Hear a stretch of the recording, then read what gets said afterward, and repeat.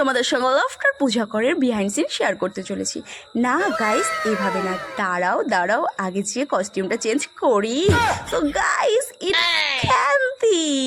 So জানি guys, আমার দেহে তোমাদের শাওরার কাছে পেতনির কথাই মনে পড়তেছে, কিন্তু কি আর করা যাবে গাইস, আমি তো তোমাদের সকলের প্রিয় খেন্তি।